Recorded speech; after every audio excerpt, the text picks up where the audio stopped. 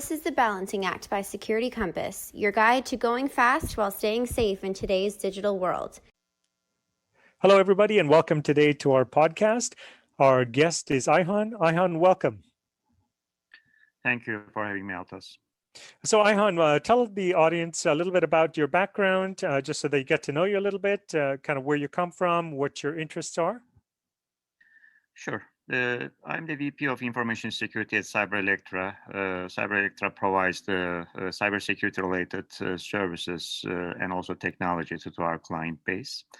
I've been in the application security domain for a very long time, and happy to be here to discuss, just the application security-related topics with you, Altaz.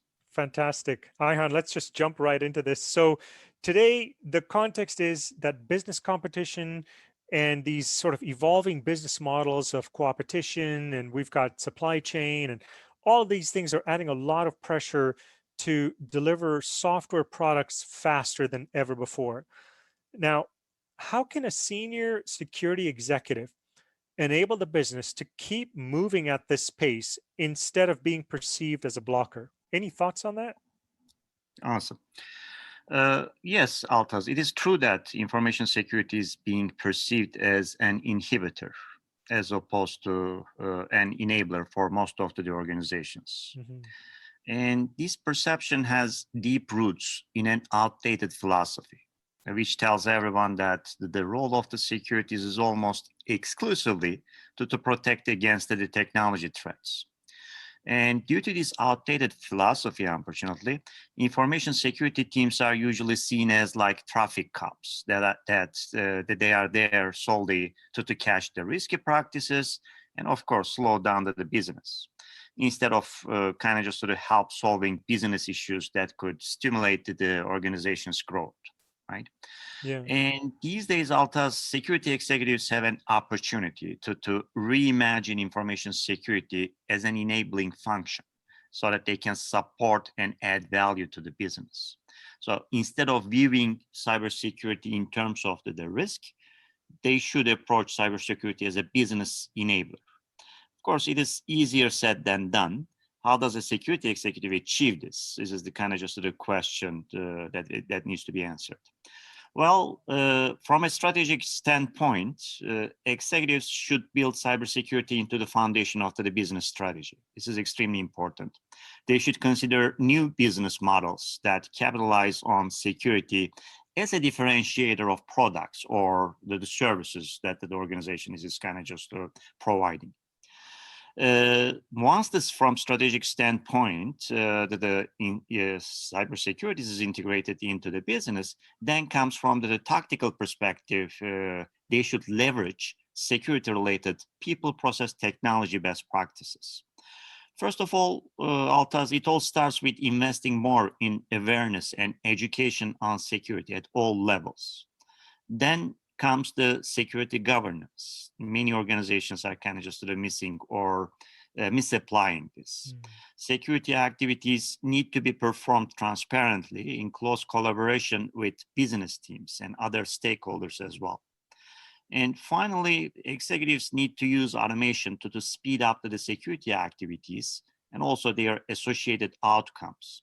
With automation put into place, now security teams can focus on the risks that they don't know, rather than the multitude of the things that they do know, but unfortunately they have to check manually, which wastes time and, of course, results in labeling security teams as blockers to the business. Of course, there are other things, Altaz, that security executives can do, but applying these strategic and tactical recommendations that I mentioned will definitely put the organizations into the right direction to become a kind of just the enabler as opposed to inhibitor.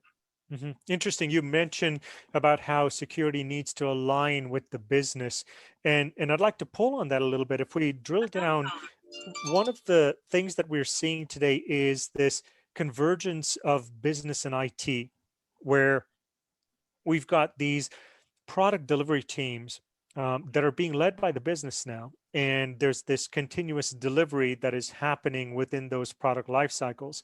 How can a senior security executive support this kind of a shift that is happening at the business level where we need to be more agile. We have to be focused on the end customer, and that means continuous delivery and sort of the product technical areas that were traditionally in a separate organization have been kind of brought into the business. And so that's the business IT convergence. But how does a senior security executive support this kind of a shift? Right, right. This is an awesome question. Altaz, yes, it is true that information security functions have evolved to become business-led, right? We see this one more and more for the organizations. We must bring the business knowledge to the security teams, and also we must educate business teams about the implication of the threats as well, right? Business should realize that the security is more than just a tool. It is a growth driver and also a source of competitive advantage.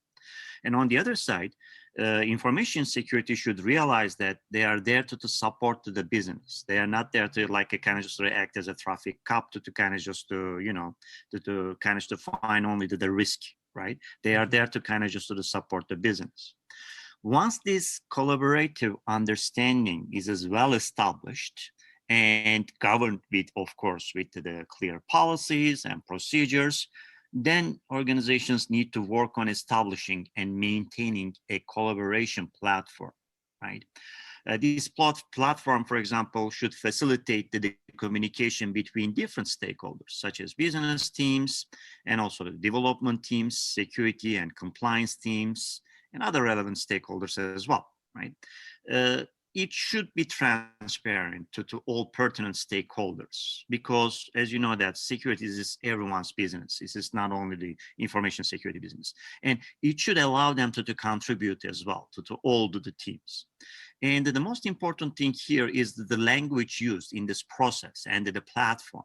It should kind of just to ensure effective communication of risk intelligence without instilling fear, uncertainty, or doubt.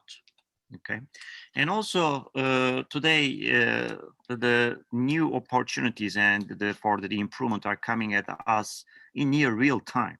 And it is necessary to adopt the philosophy and approaches of continuous improvement and continuous delivery to this new norm. And it can only be kind of just done via the kind of just the communication and consideration and the care with the high collaboration from the different stakeholders, right? Interesting. We're coming up against our time, but I'm hoping I can squeeze in just one more question, Ayhan. Many times we have a senior security executive inheriting a software development security problem that is not of their own making. That's the perception, right? There's procedures haven't been followed, and so now there's a mess in security, but I'm responsible for somehow helping us get through this now. Can you provide some thoughts and insights into how a senior security executive might go about prioritizing what to fix first? Right. This is a very common problem. I observe this a lot, right? And there's a good old saying over there. If it is a priority, you'll find a way. If it is not, you'll find an excuse. And unfortunately, many organizations try to find an excuse in this area when they inherit a problem area, such as software development practices that have, for example, excessive amount of security vulnerabilities. It's a kind of just a technical debt that accumulated and kind of just came into the table, someone inherited that. So Altaz, number one priority here should be stop being part of the problem and become part of the solution. As you know, that the best way of preventing a problem is not to create the problem at the very outset, so that you don't have to deal with it, you don't have to solve it, right? So instead of focusing on the technology debt, I recommend security executives to establish secure software development lifecycle practices. And how do they do it? By balancing the people, process, technology ingredients, right? By empowering, for example, the development teams with the latest technology that allows them to get the security requirements, show them how to establish the security architecture and design, teach them how to securely code, and the test, of course, for the QA. Organizations, I think, will be able to achieve a balance of building secure software at faster paces, right? It's wonderful. That's great, Ayhan. And with that, we've come up against our time. Ayhan, thank you very much once again for being with us today. My pleasure. Thank you. Can't get enough of the balancing act? Make sure to check out our website at www.securitycompass.com and be sure to subscribe to our channel for more episodes.